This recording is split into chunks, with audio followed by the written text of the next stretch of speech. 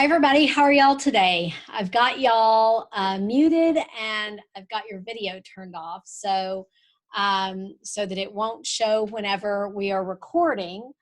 So let's leave the video off so it'll show on the recording the right way for people who aren't able to join us and they wanted the recording later. My name is Michelle O'Neill. Most of you guys in this recording already know me, in this session already know me, but for those of you who don't know me, I am a lawyer, I'm an author, I'm an entrepreneur, I am a speaker, and I'm a motivational coach. It's a lot of hats to wear for one person. But for today's topic, it is important to know that I wear all those hats because what we're going to talk about today is branding and marketing and how to really get yourself out there, how to make other people know that you exist, and how to get the message that you want to get across. I've been a lawyer for 28 years. I've gone through several iterations of my law practice. I was on my own for a very long time. Then I left and I went to a law firm. And then I left there and went back out on my own. Then I left being out on my own again and went to another firm for a very short time and then formed my current firm. My current firm, we are well known for our branding and our marketing, both as a firm-wide proposition as well as me personally in somewhat different ways from me personally as compared to the firm. And that's one of the things we're going to talk about today. I also, in the other non-law aspects of my life, I also have branding that I do. So most of you have joined us here today so that we can talk about some ideas for marketing your practice, marketing your business, and for branding yourself in ways that help you get your message out there. We have to start with talking about the difference between marketing and sales. So most people think those two words are the same or that maybe one is a subset of the other. However, that's not exactly true. I think of marketing and sales as like fishing. Marketing is the aspect of getting the right equipment. It's the aspect of baiting your hook. It's the aspect of making sure you have the right bait. Do you have the bait that the fish you want to catch are going to eat?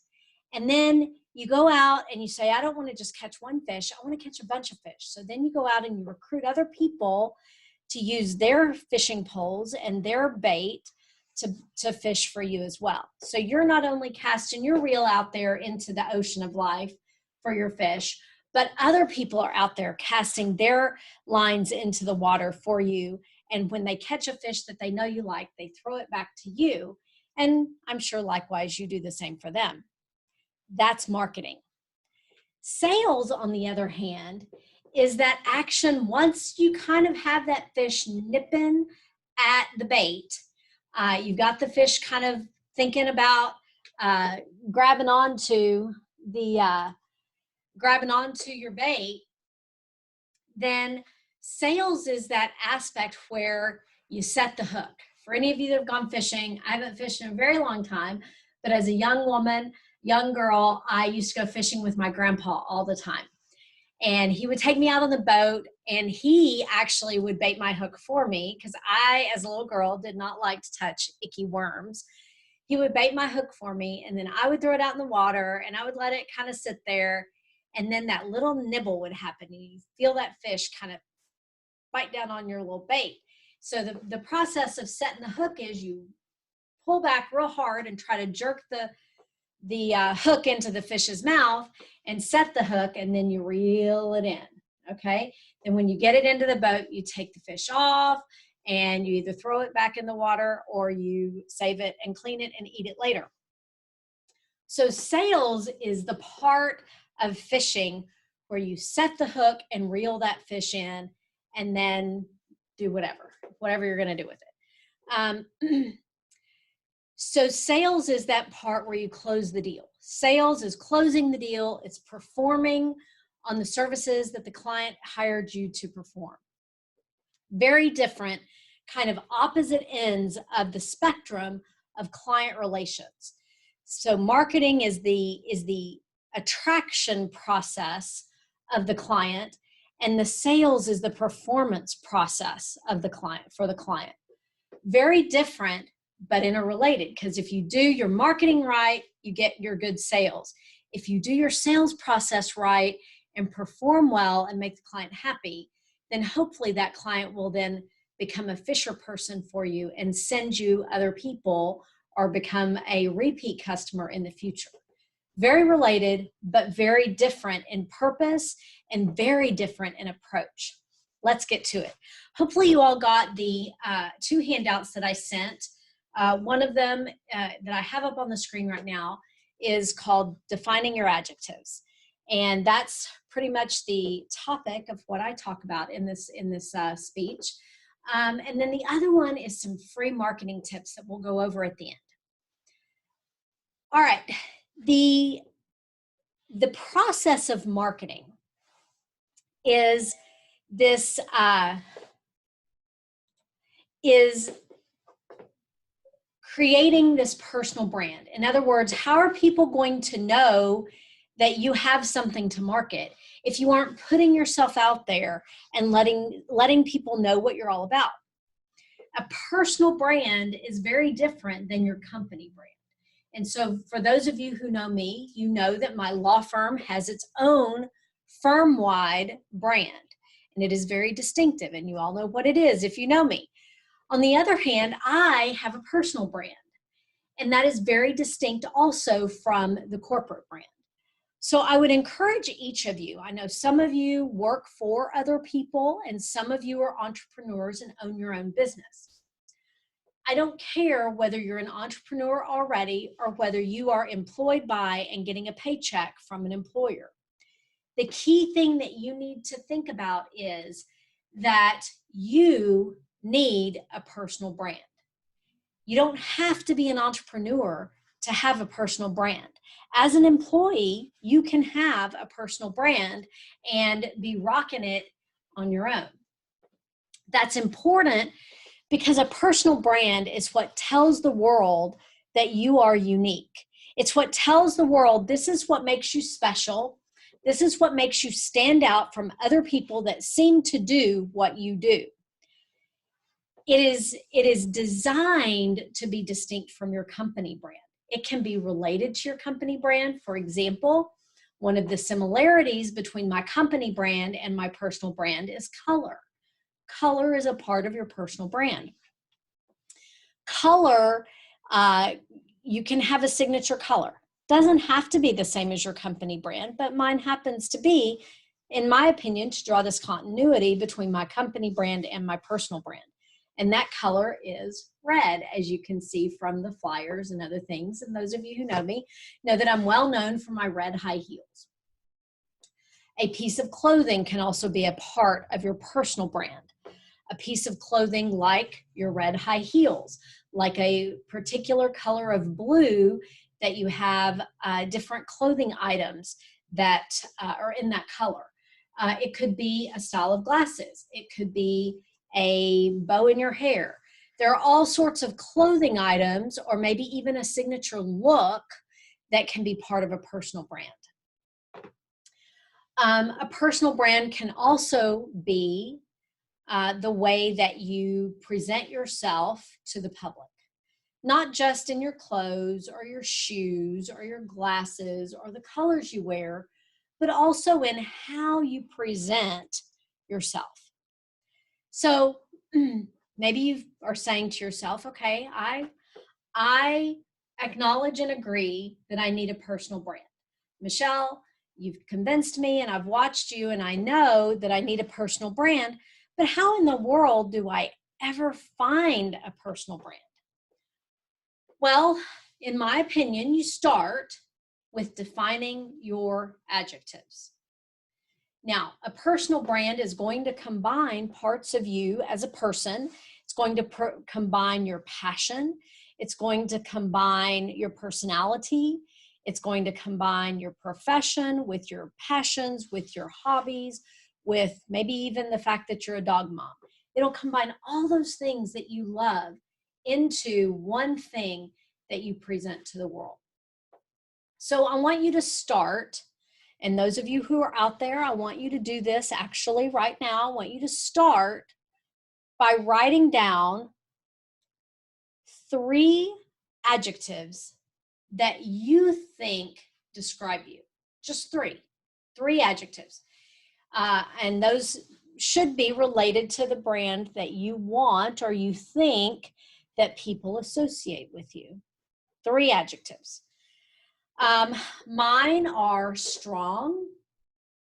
Strength is one of my adjectives.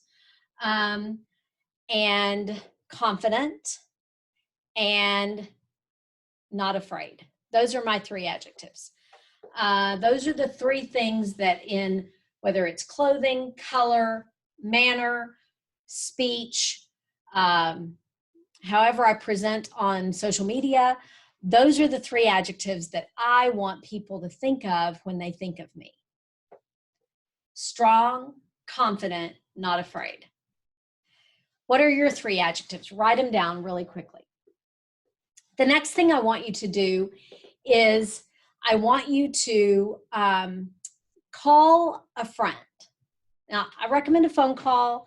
I don't necessarily recommend a email. I think this is way better either over a phone call or, you know, if we were able to go have a glass of wine in person, it's certainly everything's better over a glass of wine. But call a friend, somebody that you really trust, somebody that you know will tell you the truth no matter what, no matter how hard it is for you to hear. They will tell you the absolute honest truth. That's a really good friend, right? I want it to be somebody that knows you not just personally, not just at church, but that knows kind of all of the aspects of you. Call your friend and ask your friend, when you describe me to someone else, if you were going to refer me a case, if you were going to refer a client or a customer to me, what are the 3 adjectives that you would use to describe me? Maybe the person you're talking to has actually sent you a case or sent you a customer, and they will have had that experience of describing you to somebody else. If they have not, then ask them, you know, how would you go about describing me to someone else that you were going to send to me as a client or customer? And ask them to tell you what the 3 adjectives are that they would use to describe you. Then we're going to compare. We're going to compare the 3 adjectives that you came up with to the 3 adjectives that they came up with. Are they the same? If they are, you're doing a great job with your branding. If they're not the same, then we have some work to do. So when I did this exercise, I asked a friend how they would describe me to a potential client or customer that they were going to refer to me. And the feedback I received back was that they would use the B word. Well, as a lawyer, as a litigator, that's not necessarily perceived to be a bad thing, although I don't think it's ever okay to be called that, but I can see their point. So I asked them, you know, if you're not going to use that word, can you use a few more words to tell me what you mean by that? And those words came back as harsh, confident, and stern. Well, so I had some thinking to do. I had to compare the adjectives that my friend was using to the adjectives that I wanted to be used about me. And what I came up with was that I don't smile enough, that whenever I get focused and I get really concentrating and tunnel vision and all up in my head and I'm working and knowing the answer and going to town and representing a client or litigating on behalf of a client's interest, that maybe I frown, maybe I have a harsh look on my face and come across in a harsh and severe manner. So what I set about doing was just consciously trying to smile more. I didn't want to be known as harsh or severe. What I wanted to be known as was nice, polite, but strong and confident. And I think, at least in my assessment of things, that I decided that I don't smile enough. So I set about to smile more. Sometimes even in court, I'll try very hard to have a more pleasing look on my face instead of a harsh scowl. So that's an example of when I had to actually compare how people were perceiving me versus how I wanted to be perceived. And you can go through that same exercise. You can go through and think about what is the difference between how they are describing me and how I want to be described. And then what are some action steps that you can use to change and transform the way you're perceived? One way is obviously with your people, your friends, and your referral sources when you're in person. Another very easy way to do that is through social media. And we'll talk about social media a little bit more in the end of the conversation that we're having today. You can also do it in all aspects of your branding. So your branding could be in print media if you're running ads. It can be obviously social media. It could be on your LinkedIn page. It could simply be a better photo shoot of you. It can be in how you deal with people in person. It can be with how you deal with customers. It can be just in the simple email communications that you send out to people, to referral sources. It can be in written communications if you're sending a thank you note for referring you a client. All of those are ways that you communicate with people that send you business, that refer customers or clients to you. And so all of those are opportunities to shift the kaleidoscope ever so slightly of your communication abilities. So let's kind of take the next step in looking at what is our personal brand. I say there are 3 C's to your personal brand. Those 3 C's are to be clear, be consistent, and be constant. To be clear, to be consistent, and to be constant. Those are the 3 C's that make up your personal brand. Well, what does being clear mean? Again, this goes back to the adjectives exercise, but being clear is for there to leave no doubt in the message that you're giving. To make sure that your message is being delivered in a way that the person receiving it is clear in that. Again, if there is a difference between the adjectives that you want to be used to describe you and the adjectives that somebody is actually using to describe you, then you are not portraying yourself clearly. You have some work to do. And, that can be in a clear message across the board of every way that you communicate. I would also encourage you to be clear across your various social media platforms. Again, we're going to talk about social media as we get a little more in depth here. But to be clear in your social media platforms is going to mean that across all platforms, and different platforms have different uses, but across all platforms, you're going to have the same look, the same tone of voice, the same topics generally. Now, those may vary based on the social media platform because different topics are relevant in different places. But for the most part, you're going to be clear in how you portray yourself. How to be consistent. Again, consistency is not just the clarity of your message, the clarity that I portray myself as strong, unafraid, right? But also in the consistency. So you want to portray yourself the same, have the same pictures or similar pictures across all platforms. Be the same person at an in-person networking event when we get to do those again, that you are maybe at your job. Be the same person. Portray that same thing, those same adjectives consistently across the board. And third, be constant. What does that mean?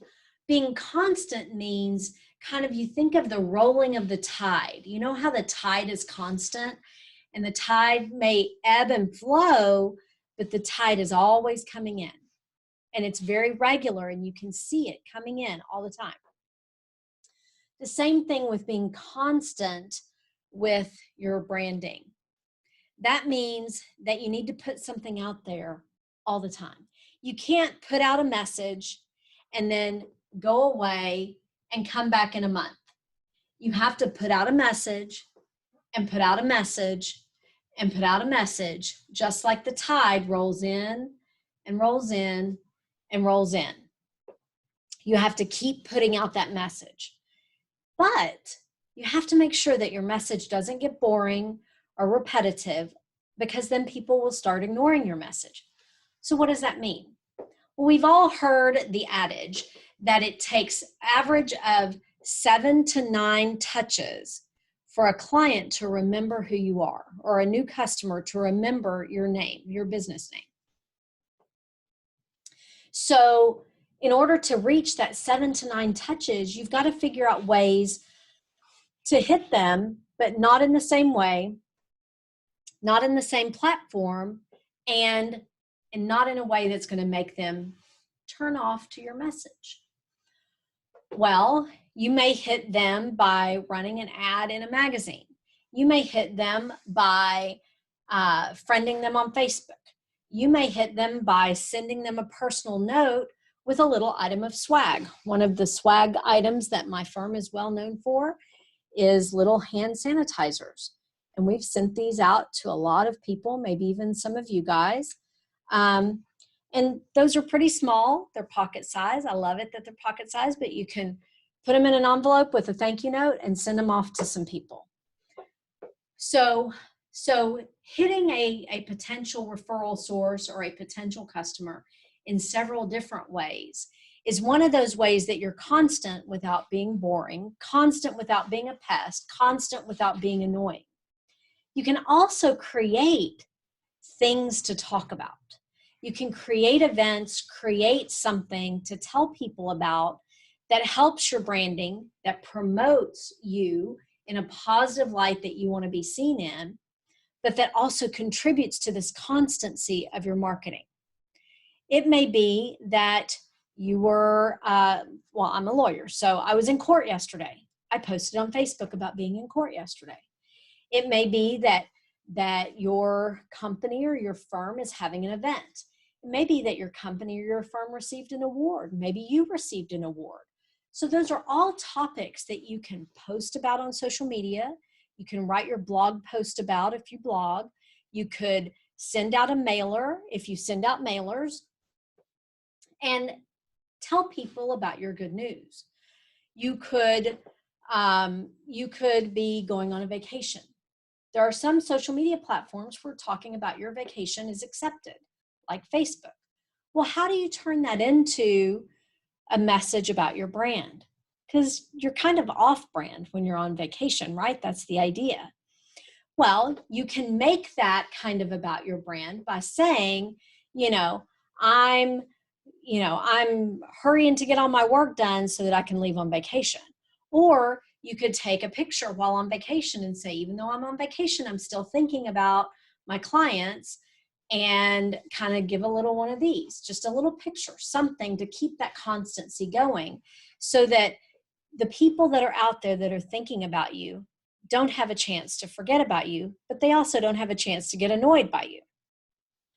So be clear, be consistent, and be constant in your message, in your branding.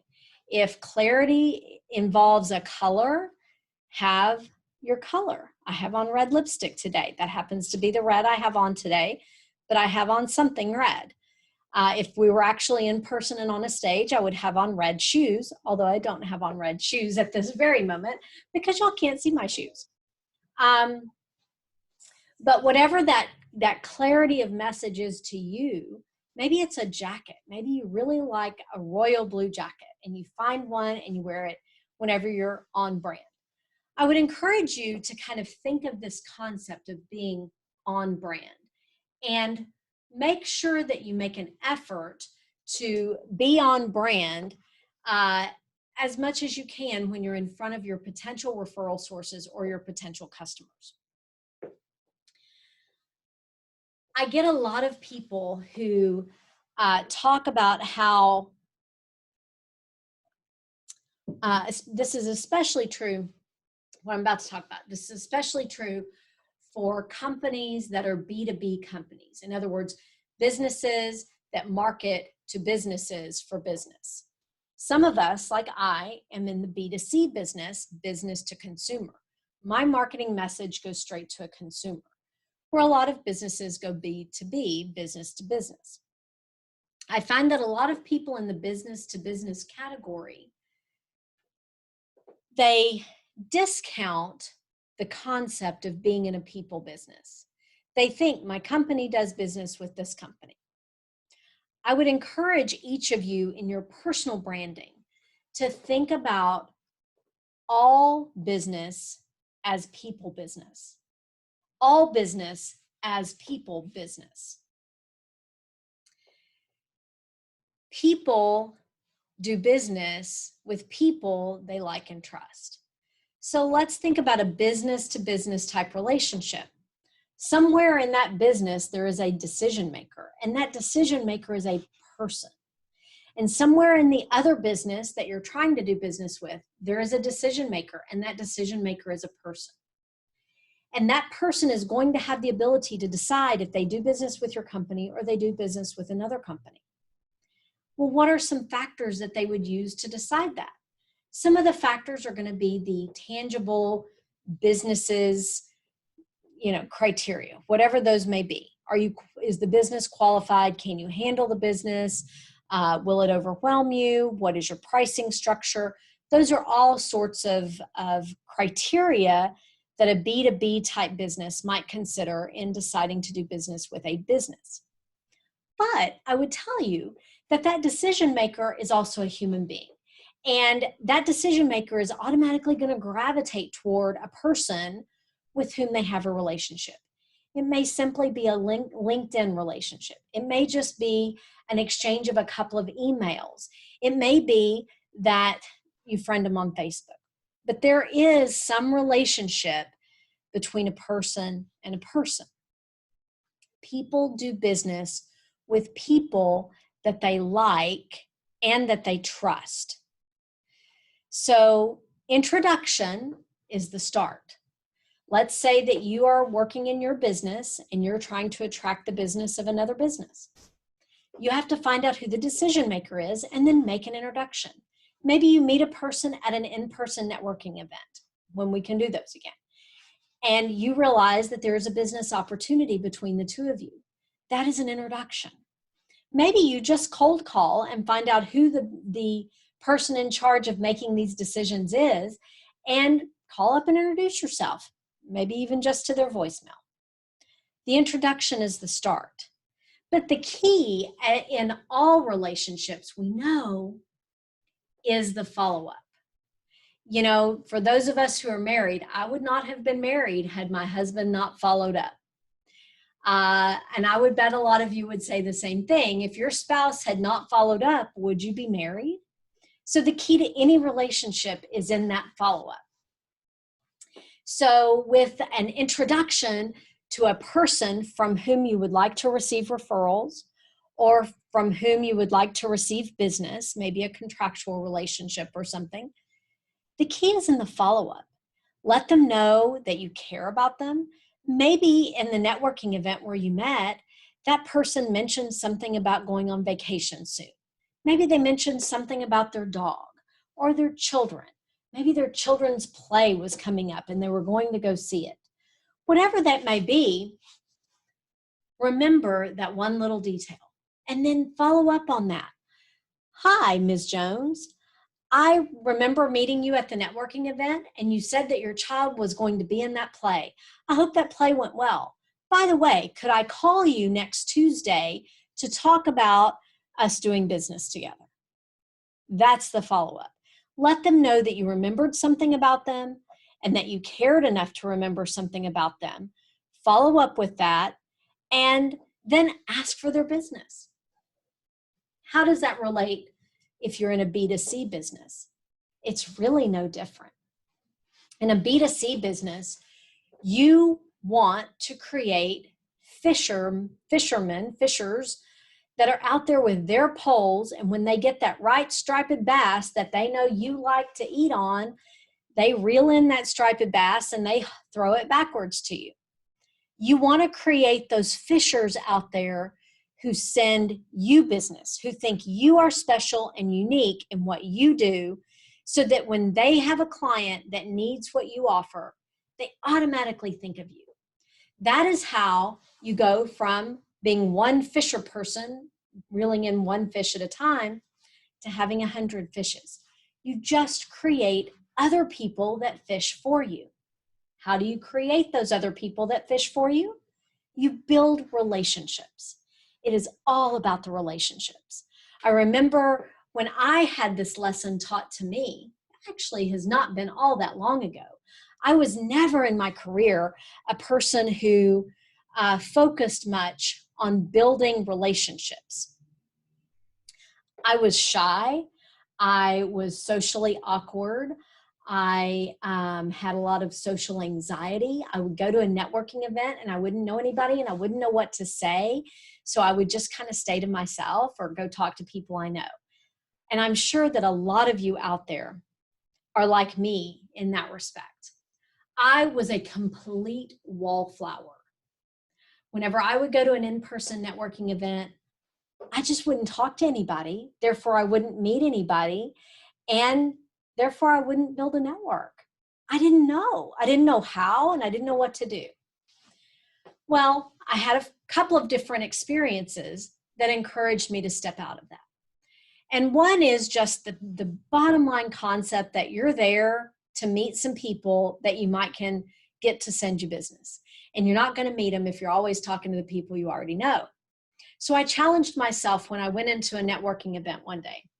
I challenged myself to approach the networking event with a purpose. And that purpose was to collect the business cards of 5 people that I didn't know when I walked in the room. And I told myself, because I had so much anxiety about going to this event, that as soon as I collected 5 business cards from people that I didn't know, then I could go home and have dinner and watch TV. So I set out into the room and I found 5 people that I didn't know, had a little conversation with each of them, exchanged business cards, got the business cards, and left the event. Well, what do you do now? Like, you haven't built a relationship just because you said, hey, do you have a card? Thanks, here's mine. That's not a relationship. They're not going to remember. And frankly, if the next day, if your business card even ends up on their desk, you're going to be lucky, because most business cards end up in the trash. So what do you do next? Well, the key is in the follow-up. You take those business cards, you handwrite out a note. Great to meet you at the such and such event last night. Look forward to, having a mutually beneficial business relationship. As women, we have to be careful with that next follow-up, because you don't want to give the wrong message. You don't want them to think that you're interested in something more than business. So I would always say interested in a business relationship. Or if you have any referrals for what I do, send them my way. Then maybe send an email, friend them on Facebook, kind of that same thing, and try to make a personal contact. If you find out on Facebook that their kid did something great or that their puppy was really cute, drop them a note or drop them a comment on Facebook and say, hey, your puppy's really cute. That's that constancy, right, of staying in front of them. Except now you've narrowly targeted one dude or one woman who has the potential to send you business. And you target them and you kind of follow up with that individually.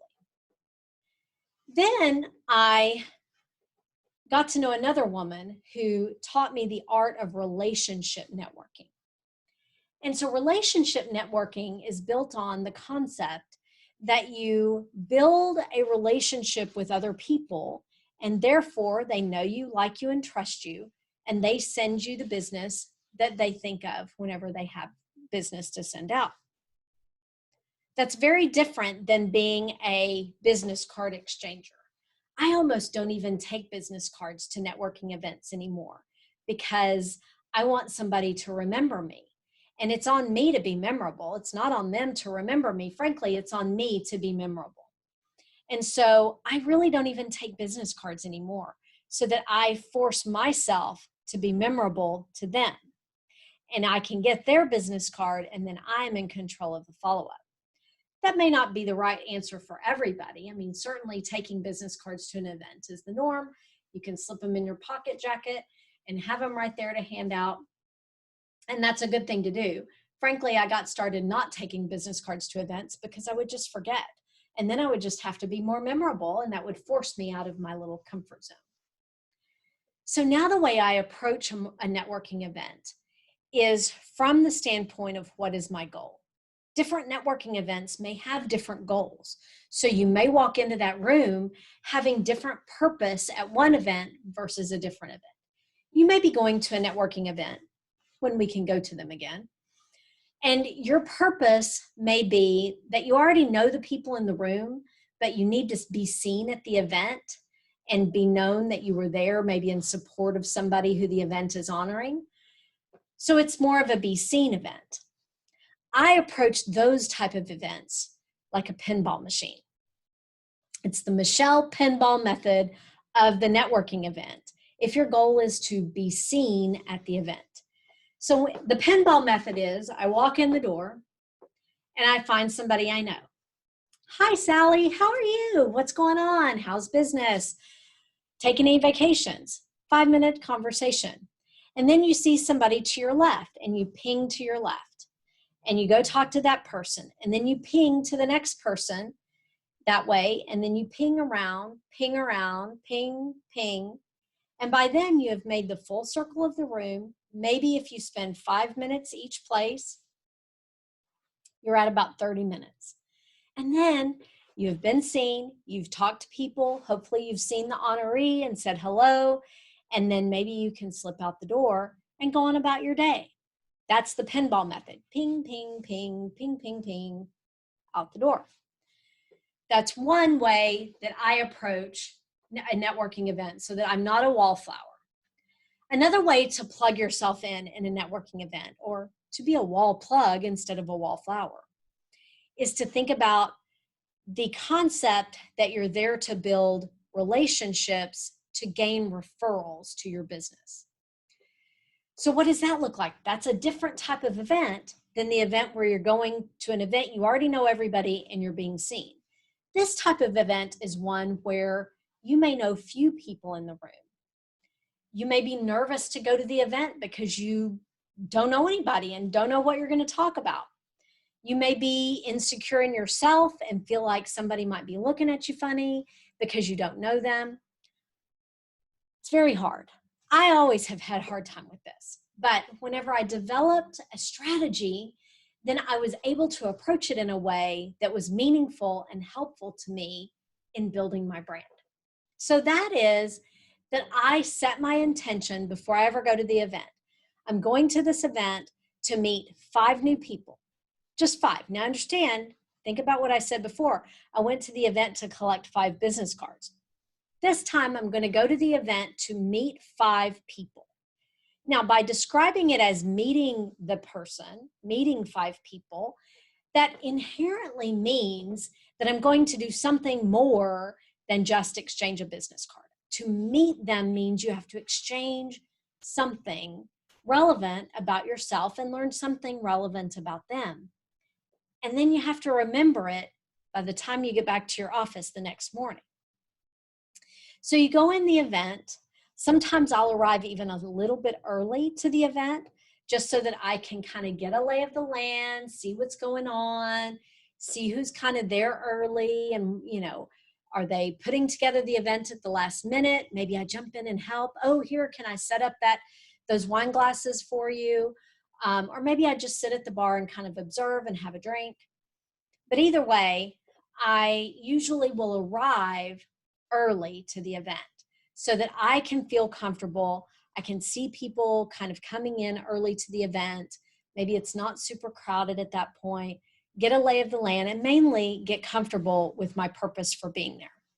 It may be that you get there early, you're sitting at the bar, and somebody else has gotten there early too, and then you get to meet that person and you're both there for the event, and boom, now you know somebody. Or you may just kind of watch and observe and see what's going on, take a deep breath and say, okay, it's time to go in. Well, you enter that networking event, and what I think of is to find the person that is distinctive or the least like me. Find somebody who is not like me at all. It could be that they're tall, maybe that they're short, it may be that they're male, it may be that they're a different race, maybe that they have curly hair, whatever. Maybe they have on an outstandingly loud plaid dress, whatever. Find somebody that is different from you. And then walk up, introduce yourself, and ask them about them. Let them know you're interested in learning about their experiences in life, in business, whatever it is. Ask a general question. If you run out of things to talk about, you can always ask about their vacations, their pets, their children, their spouses. What do they like to do as a hobby? Those are all sorts of open-ended questions that you can ask somebody to learn a few things about them. And then, obviously, we're there to gain referrals. So the key question that you ask at some point in the conversation is, if I were to send you your perfect client, what would that client look like? And let them answer and hear their answer. Hear their answer. And then hopefully they'll ask you the same question and you can tell them who your perfect customer is. At that point, you have started a foundation of a relationship. Now you know when you're out there fishing in the world, if you get a client, a fish that looks like X, Y, and Z, that may be the perfect client for Jody, who you met at that networking event. And hopefully when Jody is out in the world, maybe at church, and finds that perfect client and says, hey, I know this person who does this, and you could go talk to them about it. So there you now have established a foundation to say, I know how to solve somebody's problem. I know how to solve Jody's problem because I know Jody needs business that looks like X. And now if I find business that looks like X, I can connect them and further my relationship with both sides, because I am connecting people. If you do that 5 times at that one event, get their card, make a few little notes, put it in your pocket. The key is in the follow-up though. The next morning, write them a note. Great to meet you. Enjoyed hearing about your vacation plans. Hope those go well. If I have any clients that meet blank description, I'll be sure to let you know. And then maybe calendar for a month from now to follow up with them. Invite them to lunch if that's appropriate. Invite them to coffee when we can do that again. Invite them to a Zoom networking meeting, maybe that you're doing remotely, whatever.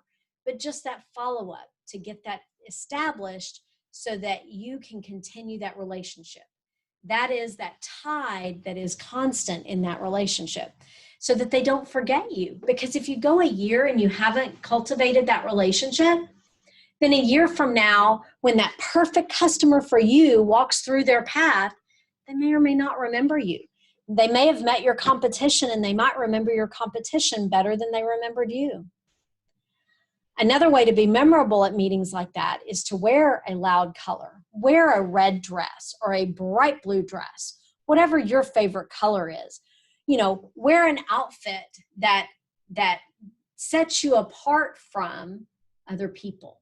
I have one girlfriend who happens to be African American, and she loves these dresses that are native looking dresses. And so she always wears one of these dresses, and they're very colorful and have a pattern, and they're distinctive.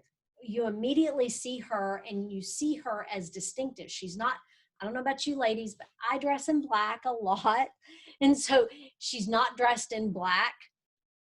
She's not dressed conservatively. She is putting herself out there in a colorful way, which matches her personality because her personality is very big and colorful. And she does that on purpose. She told me one time, like, I go to a networking event and I wear the brightest color in the room with the brightest lipstick, maybe the biggest hair or whatever, so that she is noticeable and memorable. People don't forget her. If that's meaningful to you, if that's something that you can also build on, then feel free to take that and use it so that when you are putting yourself out there and building your brand, that you have something to build on. Whenever you're doing the follow-up, you want to remember to provide value. So again, if you meet somebody and think Jody's the right person for them, connecting them, you have provided value. That may not be the only way to provide value. You might also think of a connection that you met at a networking event a few months ago and say, hey, do you know so-and-so? I think y'all should meet because you have similar interests. Or do you know so-and-so? I think she's a realtor also. Maybe y'all could get together and work on something together. You could collaborate. So the value that you provide is also helping solidify that relationship. It's like Zig Ziglar says, or said, he's not with us anymore. But you get what you want by helping enough other people get what they want. So providing value in the relationship unselfishly is a way that you can get what you want in providing value to them, and they will remember you. Social media. Let's talk about social media. I think of social media as being like a cocktail party. This is Social Media 101 from Michelle. Social media for me is about being at a cocktail party. The topics that are acceptable to talk about on social media are the same that you would talk about at a work Christmas party. You would not get drunk and show your rear at a work Christmas party, or hopefully you wouldn't. You would not talk about controversial politics at a work Christmas party. You probably wouldn't tell off-color jokes at a work Christmas party. So treat social media like a cocktail party. Talk about things on social media that are relevant to your brand, that are relevant to promoting you in your brand as a person, as a human, as a dog mom, as a kid mom, as a church goer. All of those things that make you uniquely you are acceptable to talk about. You don't always have to talk about what you do for work 100% of the time. You can be a whole person and still be in your brand message. But think about those topics that are frankly all over social media right now. People that are talking about these controversial topics, people that are posting things that are negative or that are divisive. In doing that, are they building their brand? Are they encouraging people to think of them in a professional sense and send them business? I would argue that they're not, because they're not doing it in a promotional sort of way. I don't mean promotional as in, let me hand you my business card and my swag. I mean promotional as letting yourself be seen in a positive light that is consistent with your 3 adjectives.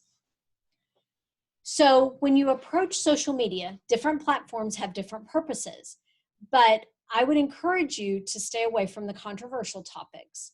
I'm not saying you can't have opinions. I'm not saying you can't talk about your opinions, but is social media really the place that you want to do that? Are you really going to change anybody's mind by sharing all the raw thoughts that you have on a particularly controversial topic? You're not. You're not. Nobody's mind gets changed because of somebody else's rant on Facebook. It doesn't happen. So what's the point of doing it? Isn't there a better point to being seen in that positive light? Post something positive about the topic. Post something uplifting about whatever's going on. But most of all, keep the purpose in the forefront of your mind. The different platforms have different purposes. Instagram, what is the purpose of Instagram? The purpose of Instagram is pictures and videos that are interesting to watch, that convey a message, that convey a meaning of something that's going on with you. My husband is a chef, and my husband makes wonderful food and very pretty dishes. And I probably overpost about my food that I'm eating every day. Maybe not every day, but I do post a lot about food, and so does he. But that's on brand for him. Uh, I have puppies. I post pictures of my puppies. I post memes that are meaningful to me. So all of those things are things that are appropriate for Instagram. Pictures conveying your life and what's important to you through pictures and videos on Instagram. LinkedIn. LinkedIn is more of a professional situation. LinkedIn is about that professional relationship, business person to business person. There are various message boards and ways of posting on LinkedIn, groups and such. And that is all about connecting with your business persona. So on LinkedIn, it's not super appropriate to post about your puppies or your vacations or your pictures from the beach. And it's not appropriate to post about your food unless, of course, food is your brand. So LinkedIn is very different than the other platforms. Twitter is different. Twitter is one of those places where you have short sound bites, communicating messages, and tweet and retweet. A lot of judges use Twitter because they can post something out there without getting a lot of something back. So it's more like using a megaphone out in a crowd rather than a conversation. And then there's Facebook, right? Facebook is about the relationship. I think of Facebook as being like the white picket fence that we used to have like in the front yard.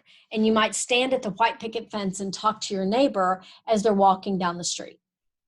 That's Facebook to me. Facebook is a way that you can build relationships about your whole person, maybe about your business, about your puppies, about your church, about your vacations, about your children. If you post your children on Facebook, Facebook is a way that you can build the whole relationship as opposed to pieces of the relationship. I love Facebook. I love Facebook for promoting me as a person, for promoting me as a brand, for promoting my business, and also for posting cute puppy pictures. I love it because I'm able to have relationships with people that I would never have a relationship with outside of Facebook. Many of you that are watching this video know me from Facebook, and hopefully we've met in person, but maybe we haven't even met in person. And that is a way that you can get to know me and I can get to know you, and we know each other about things that are going on in our lives because Facebook creates that opportunity. Facebook also creates a lot of opportunity for negativity and things that everybody airs out their opinions on every topic that's in the news all over Facebook. That's just not my preference. That's not how I approach Facebook. It's not what I think we need to be doing with it. And frankly, it's kind of a downer. I don't like talking about the negative stuff. I like talking about the positive stuff and knowing about vacations and back when we could take vacations, but seeing people's posts going to Yellowstone National Park or whatever and knowing what's going on with other people. I love Facebook for that because frankly, I wouldn't know all those things about all those people if it weren't for that platform. TikTok is a new one. Do we even know what TikTok is? I mean, it was used by all the teenagers until very recently. I got an email that TikTok for Business has now come out, and they're encouraging you to use TikTok to promote your business. TikTok's basically a way to set a video to popular music. So you can be chopping some vegetables to make your dinner and set, some fun music to your chopping your vegetables and post that on TikTok. You can share it to other platforms as well. You can do silly videos, fun videos, group dance videos, whatever, and set it to music and post it to TikTok. Hey, TikTok can be a fun thing to do. I mean, maybe you get your coworkers together and you kind of do the, okay, I'm a divorce lawyer. Maybe you do the Beyonce little put a ring on it song or something, or take the ring off of it song and do a little dance and put it to the music, 30 seconds. And that can be promotional. It can be fun, memorable, catchy, promotional. That's a way that you can use this, even this newest platform that's coming, as a way to promote your business. But above all, remember that your personal opinions, they can stay personal. I mean, we don't have to air every thought that we have on every current topic in social media. You can keep those personal. And it is okay to use Facebook and other social media platforms in a way that is positive and promotional of you and your 3 adjectives. The last thing I want to tell you about for this segment before we turn to the free marketing ideas is that I want you to think of your customer's journey and travel the journey from the perspective of your customer. I want you to spend some time thinking about where your customer finds you at. So is your customer going to work on a Monday morning, sitting down at their computer with a burning question in their head, typing it in Google, and your website pops up? Or does your customer come from maybe being at the gym and saying, hey, buddy on the machine next to me, I'm looking for this type of business person. Do you know anybody? Personal referral. Does your customer come from an ad in a magazine? Does your customer come from a Facebook ad? Where exactly the customers that you've had, the people that have been referred to you personally, where do those customers come from? Where have they been? What rooms have they been in? What people have they been with? What platforms have they been on where they found you and came to you? And then what is their journey in the experience with you? What is the journey of a customer who calls your office? Maybe they call your receptionist and they say, hi, my name's Joe. I want to speak with Ashley, the divorce lawyer. What is their experience in calling your office? What is their experience in making an appointment with you? And then think about, from the customer's perspective, what having an appointment with you looks like. Then you can flip over to the sales side of things and think about, what is it that you did or that was important to them that made them hire you? How was the journey that they had after they hired you through completion of the case? And then once the case is over, what's the journey like that would encourage them to refer somebody to you? By traveling that customer journey and analyzing each of those little micro steps along the way that the customer experiences in finding you, meeting you, hiring you, and experiencing your performance, you can then evaluate, how can I make that journey better, easier, or more favorable for you?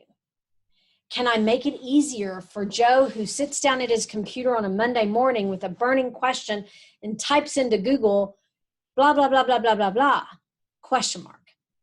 How can I make that easier for him to get from that question to my door writing me a check? Or maybe it's personal referrals. How can I increase the number of people that are out there referring me business? And then once they call your office, is that experience good? Or do you need to do some training with your receptionist? Do you need to do some training with your staff to help them know how to help those people get where they need to be to hire you? And then evaluate your process. Is the process that I have in doing business for and with this person, is that a process that's positive and favorable, so that they want to hire me again and send me more business? Evaluate every step of that process and improve that process. Sometimes it may require asking questions. Whenever a client first meets with me, if my staff hasn't already done it, I always ask them how they found me. A lot of people will say the internet. And if my staff hasn't already done it, I will make a point of saying to them, well, what exactly does that mean? I want to learn from you and know whether what I'm doing is effective. So where did you find me on the internet? Was it a Google search? Was it a Facebook ad? Was it something, something? Did you find my website? So that I can then learn what's working and what's not working. And then I can do more of the stuff that's working. So travel that customer journey and find ways to improve and make easier the customer journey to get from their question or their need to you filling their need.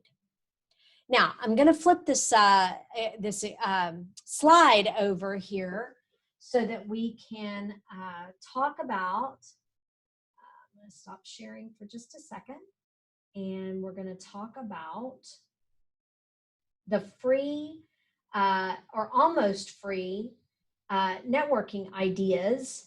Here we go. That you could put into use right now, today, that can help you in your marketing and branding right now and immediately. All right, share the screen, share screen. And there we go. All right, free or almost free marketing ideas. A lot of you may have signed up for my presentation just for this information and for me to walk you through some things that I think are fun and important and don't cost much money, frankly. All right, so the first one I have on the list is to develop a customer referral program and reward people that send you new business. And that's pretty easy. I mean, here in my office, we're in my office, by the way, I have note cards. We have little note cards, and I keep them right here in my desk where I can jot out a note to somebody whenever they send me a new case or a new customer and thank them for their referral. I told y'all earlier, we have little bits of swag. This happens to be the hand sanitizer. I can throw a few bottles of those into a bigger envelope with a thank you note and have that out the door in a matter of minutes. That is saying thank you, but it's also rewarding somebody that sends you a case.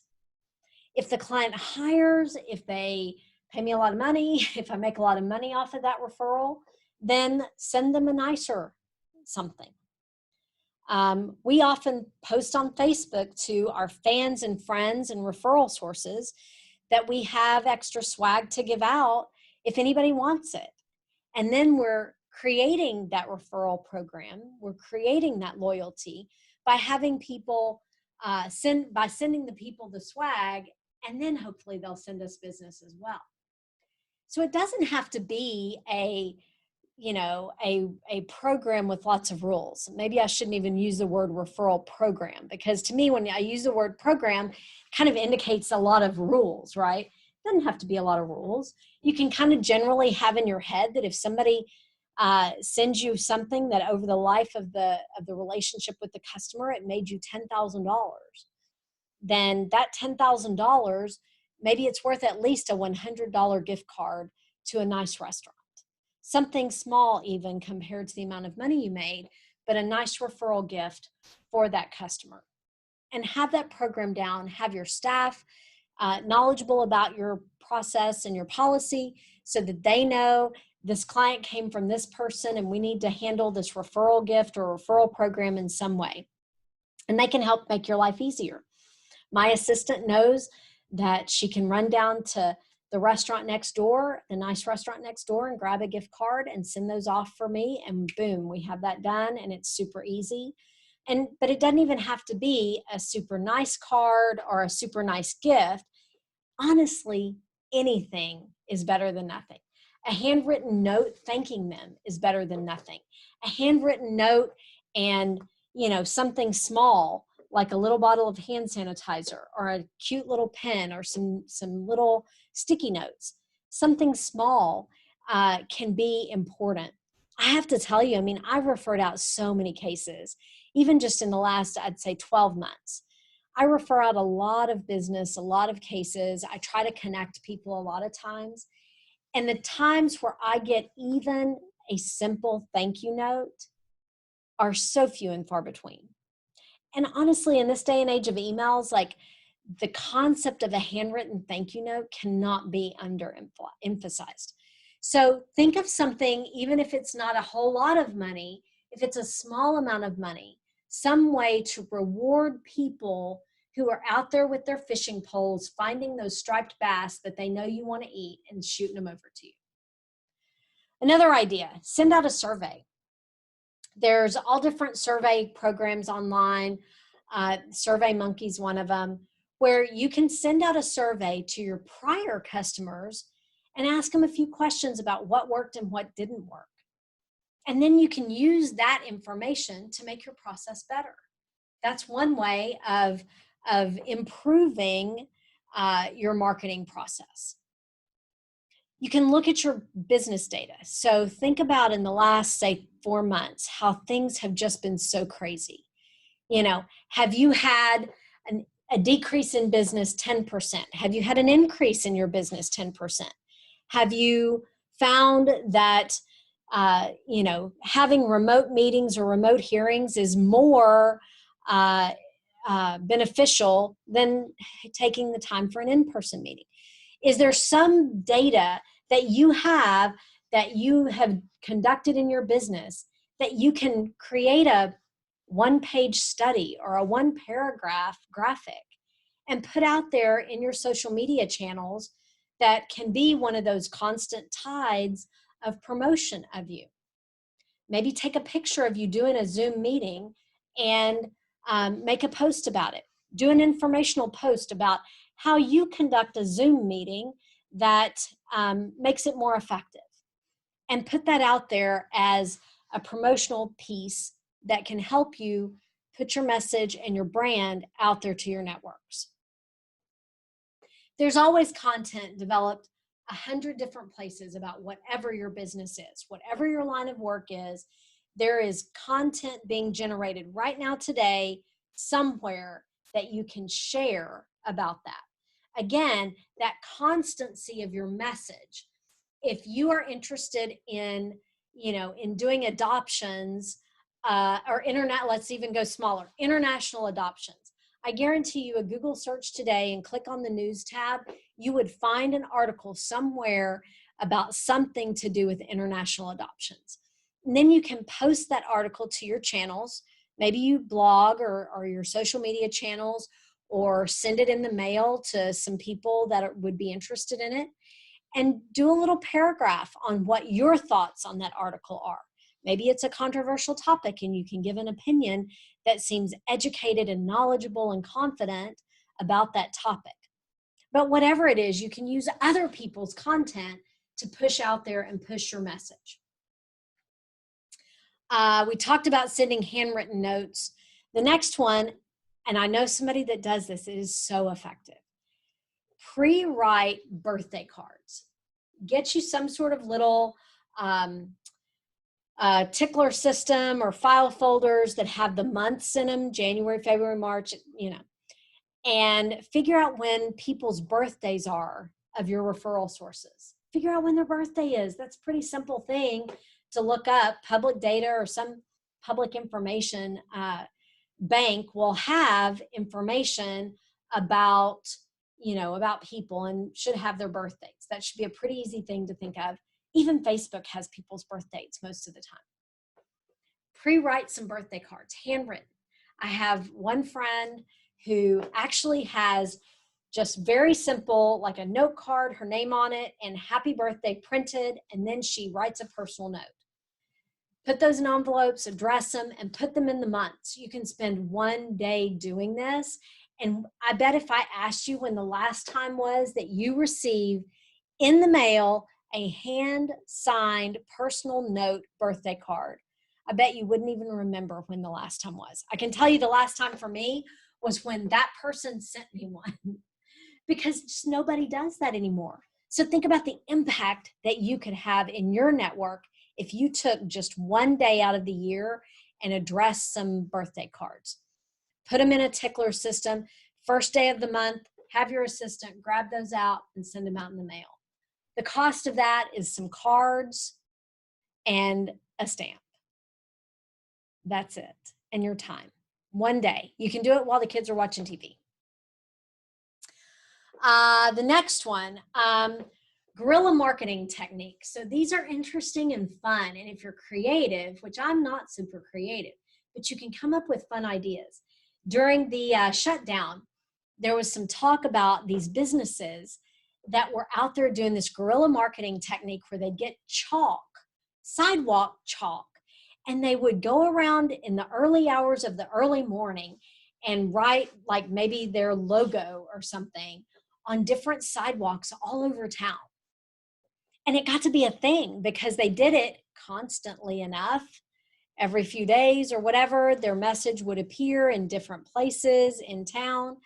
And then the news media picked it up and reported on it. Now, think about the cost of that one idea.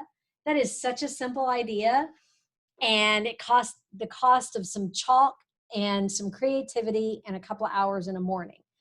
Maybe that idea, maybe guerrilla marketing may not be exactly for you, but there's a lot of ways that you can take that guerrilla marketing idea and turn it into something that can be meaningful in your business in a way that can promote you and bring you business.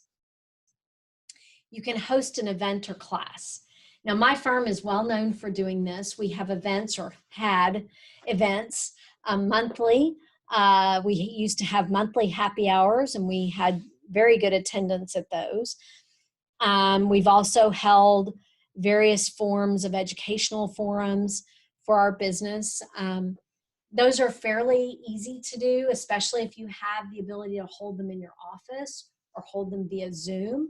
Low cost, even if nowadays we're all remote, you can do things via Zoom that have very little cost to you other than your time. But when we're back to in person, you can create an event. I know a friend of mine, she has donut hour once a month in her office and invites her referral sources and her friends and everybody to come around for a donut and a chat. And that's just something, number one, you get to promote it. You get to push it on your social media channels. You get to talk about it right before. You could take some live video during, and you can post pictures after. So that's several ways of promoting your constancy without being redundant or boring. Email newsletters. So there was a while there when everybody was sending email newsletters. And then they've kind of gone away, and now they're starting to come back and make a resurgence. And one of the reasons they went away was because of spam. But now when people can opt into email newsletters, they can still be a very, very effective marketing tool, and they're almost free. So, you need to be interesting. You need to be catchy. You need to put it in an email format that requires the least amount of clicking through as possible, and make it about something interesting. It doesn't have to have 5 pages. It doesn't need to even have 5 articles. You could do an email newsletter with 1 article a month and send that out, or 1 article a week. Just one thing, 1 email, 1 paragraph about something that's interesting about your area, your industry, or your business, and shoot that out to a network of emails. The more emails you have in your email list, the more powerful that you are. Statistics show that email newsletters are so powerful. They're more powerful than a social media message, than a social media ad, than almost anything you can do except talking to a person actually in person. So I would really encourage you to think about an email newsletter if you don't do those already. Schedule social media posts. This is one thing that I do that I find to be really helpful to me because it frees up my time. And it also helps me be consistent in things that I'm putting out there in social media. So most social media platforms, especially if you're using a business platform, will allow you to pre-schedule posts. If you decide you want to post once a week on Mondays about Manic Monday, something that's manic about your business, then you can come up with, 12 ideas. That's 3 months worth of weekly posts on Mondays. and get them all ready and post, schedule, and have them all ready. And for 3 months, you've got 1 post a week going out there about whatever your push is, being constant with the tide of your promotion. Start a blog. So this is something that I did that I actually think really changed the level of my business. Years ago, I started my blog, I don't know, 2008, 2009, something like that. It's been way more than 10 years. So I started my blog more than 10 years ago. DallasTXDivorce.com is my blog address. And I just started blogging. People always tell me, well, I don't know what to write about. Well, it's really not that hard. What I do in my blog ideas is I think about the last question that a potential client asked me. In my line of work, one of the common questions we get asked is, what happens to my retirement account if I cheated on my wife? Well, that becomes the title of a blog post. And I can write 3, 4, 5 sentences, whatever that is, in a blog post, answer that question. And you know what that does? When that guy goes to work on Monday morning and sits down at his computer and types into Google, what happens to my retirement account if I'm cheating on my wife? My blog post hits it every time. And if you know about our industry, my industry, then you know that that's a question people are asking every day. So I'm hitting it every time with that blog post. They see my blog post. Are they getting an answer to their question? Yes. Is that a substitute for them calling me and asking my professional advice? No, it's not. Just because you answer somebody's burning question doesn't eliminate their need for you. It may eliminate the burning question in the moment, but that burning question is going to lead to other questions. And they're going to think, oh, I read that lady's blog post. I'm going to call her because she knew the answer to my problem. Whatever your category is, blogging can help you. Blogging can establish you, whether it's in your referral sources or in your customer base or both. It can establish you as the thought leader, as the person, the go-to person that will answer the questions that need answering about this area. Those of you who know me, I think you would say that you've probably all either know about or consulted my blog. I've been doing it long enough that there's a large bank of content out there. I don't do it as often as I used to. But that's a way that I elevated myself from me in a private practice to me as a thought leader on certain topics in my profession. Blogging, I cannot emphasize enough how important blogging can be for your business. It's time consuming, but it doesn't cost a lot of money. You can create a WordPress, you can create a website fairly easily. Blogs are a very common form of very cheap website, super easy. You can even have a 1 to 2 to 3 page website. First page of the blog, second page about me, maybe third page contact form, and you're done, super easy. Then you can take that content that's on your blog and you can repost it to all of your social media outlets. You can take your best blog post every week, repurpose it into that that email newsletter to your network. I mean, there are 1,000 ways to take that content and repurpose it. You can even kind of back up from there and go to, work that you've been doing in your job during the week. Just take one piece of work that you've done and turn it, whatever, just a little bit that you need to twist it up and create it into a blog post. What topic have you been researching this week at work? Turn that into a blog post. You can repurpose that content that you've been using already in whatever it is that you're doing in your work that week. I honestly cannot tell you enough that you need to start a blog. And you need to blog constantly and often. It's not good enough to start a blog and blog once a month. I mean, if that's all you can do, it's all you can do, and it's better than nothing. But blogging at least weekly would be better. Honestly, it would be better. And that's how I built my content and built my platform. because you can take that content, you share it with your network, you share it on your social. That is another way of your tide being constant without being annoying or repetitive. Charity events. Charity events are a great thing to do. And if you're like me, I believe in my charitable work being a thing that you do in private. But some people are being nosy. But you can also use your charity work to promote yourself. You know, if you're going to go and feed people at the homeless shelter, take a little snapshot. I mean, people want to see what you're doing. It's not being braggadocious. It's not being, uh, uh, uh, it's not being disingenuous about your message. You are telling people things that's going on with you. If it's a charity that's important to you, then share that with your network. That's part of people getting to know you, is knowing what's important to you. So charity events can serve many purposes, and they feel good and they're good for the community, but you can also promote yourself with them and share something that isn't directly about your business that will make people understand more about who you are. Do you love dogs? So many of my friends are dog lovers. So many of my friends volunteer with the SPCA. I don't think it's braggadocious of them when they're volunteering on a weekend with the SPCA for them to post cute puppy pictures. I think that's great. Same thing here.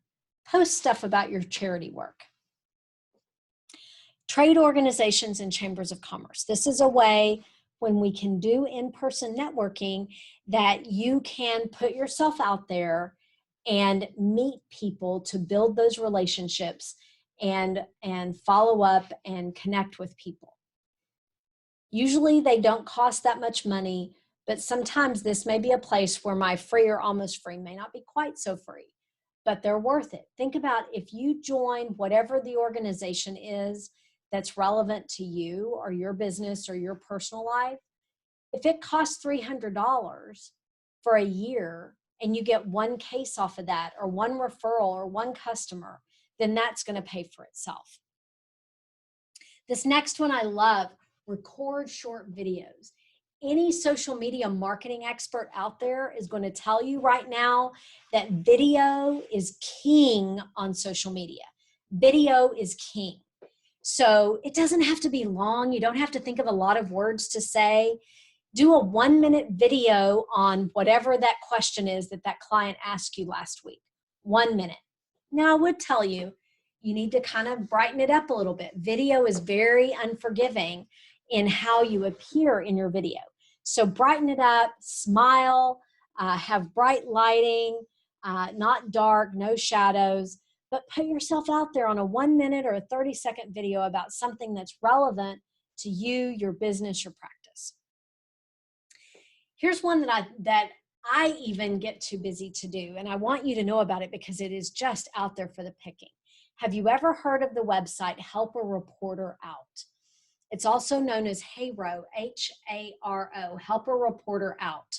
It's a website that you can join for free that sends out 3 emails a day of reporters that are looking for people to be interviewed on a story topic. Now, most of those are going to be irrelevant to your particular business. But if you hit 1 a month and you submit it for that article and they pick you and you get interviewed, then you can share that interview with your networks. That's a great, great thing, and it's free. Now, Help a Reporter Out does have some ways that you can pay them money, but there's no reason to, because they send you these leads of these articles that these reporters want to write for free. So you can totally do that. Another thing that I want you to do, this is kind of a simple but obvious thing, and most people miss it. Update your website. Make sure that if you have your resume listed on your website, that you update the number of years or the whatever it is that makes it kind of relevant and time oriented. Update that. Update your picture. I get it. We've all gained weight because of the pandemic, but you don't want your high school picture on there when you're 38 years old. That's not cool. Okay. You need to look like the person that your customer is going to see when they walk in your door. So I get it. I really want to look like I looked when I was 18, but that's not realistic. So update your websites, update your social media platforms, update every directory that lists you. There are so many of them. Go out there and find directories that can list you, that can hit when people do searches. Again, you can repost your content, turn a paper that you've written into a blog post or into an email newsletter. There are podcasts. There's also, like I said, with Help a Reporter Out, there's also a listing of podcasts that are looking for guests. And you can register for those and submit your name for different podcasts that need interview content. That's a super great way to get yourself out there and promote yourself. It doesn't cost anything at all. Better yet, start your own podcast. What is the topic that is your passion? You can start your own podcast and put yourself out there. Podcasting is great. I have several friends that have started podcasts lately, and it's really wonderful. It's amazing to me how many people listen to podcasts every day. And so if you're not podcasting, you're really missing an opportunity to get out there and hit some people that might not be finding what they're looking for in that forum. The last one, encourage people to leave you Google reviews or Facebook reviews. But Google outshines everybody on this particular topic. If you have a happy customer or happy client, ask them to leave you a Google review. Just ask them. Most of them, if they are happy, they're happy to do that for you. And what that does is that shares with that potential customer out there, again, bringing your fishing process all the way around back into your marketing, bringing your sales process around to your marketing, taking that happy customer and having that happy customer talk directly to your future customer. Having them leave a Google review is so super important. It's super important for you to be able to communicate to that future customer why they should hire you. Now, are you going to get bad reviews? Of course you are. And some of us in our line of work, we can't really respond to those on the merits of the bad review. But you can respond to them in a way that would not violate the rules for responding, but also say the words that a future customer would want you to say to that negative review. I'll tell you, not every negative review is a bad thing.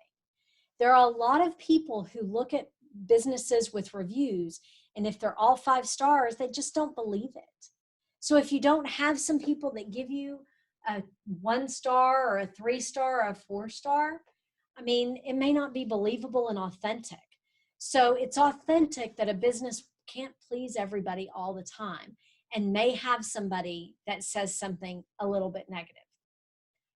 Be very cautious in how you respond, because you don't want to be seen as petty. You don't want to be seen as negative. You don't want to be seen as blaming the customer, because that future customer is going to look at how you handled that conflict and how you might handle conflict with them. So be professional, be positive, invite them to call you and have a conversation. Apologize for their experience, because it is their truth, and ask them to call you and have a talk about their experience so you can make it right. Most future customers will want to see you offer to make it right to the person who's dissatisfied. And at the end of the day, that's all you can do. Always respond positively, and always offer to have a conversation offline about making it right. And that's how you can deal with those negative reviews. All right, so I've gotten to the end of my presentation. I'm going to stop the recording now so that we can have some Q&A time and talk a little bit about anything that's going on with you guys that you might have thoughts about your marketing. Maybe I've spurred some thoughts for you to have and ask questions about. I hope that you have learned something and that there's something that I've given you that you can put into practice, in your business tomorrow, that'll spur a customer to hire you and make some money. So with that, I'm going to sign off and stop the recording, and